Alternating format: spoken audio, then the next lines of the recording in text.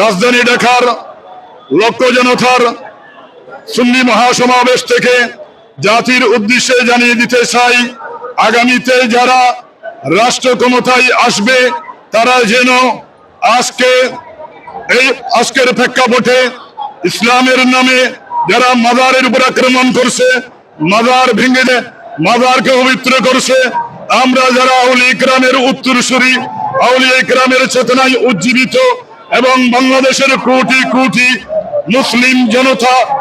আউলিয়া ইকরাম, বিভিন্ন দরবার হানেকা উলামা মাশায়েখরা আউলিয়া ইকরামের আদর্শের উত্তরসূরি, আজকের এই জনতার মহাসমুদ্র থেকে আমরা জানিয়ে দিতে চাই, আগামীতে যারা রাষ্ট্র ক্ষমতায় আসবে তারা যেন এই মাজার সুরক্ষায় এবং মাজার রক্ষণাবেক্ষণে যারা দায়িত্বে থাকবেন, যারা মুতওয়াল্লি থাকবেন এবং মাজার সংশ্লিষ্ট মসজিদের যারা খতিব থাকবেন, ইমাম থাকবেন, দায়িত্বশীল থাকবেন, এদেরকে রাষ্ট্রীয়ভাবে যেন বেতন ভাতা নির্ধারণ করা হয়, তাদের যেন মূল্যায়ন করা হয়, এই মাজারগুলো যেন রাষ্ট্রীয়ভাবে নিবন্ধন করা হয় এবং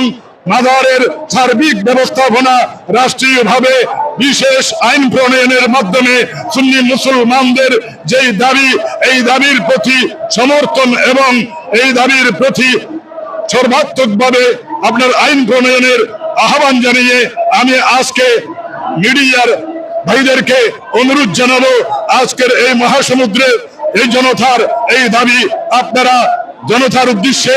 দেশবাসীর উদ্দেশ্যে, বিশ্ববাসীর উদ্দেশ্যে আপনারা জাতির উদ্দেশ্যে জানিয়ে দেওয়ার জন্য আমরা ওদের আহ্বান জানাচ্ছি। ধন্যবাদ আপনাদের সবাইকে।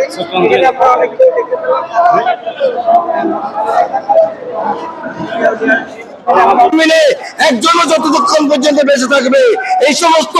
কুলাঙ্গার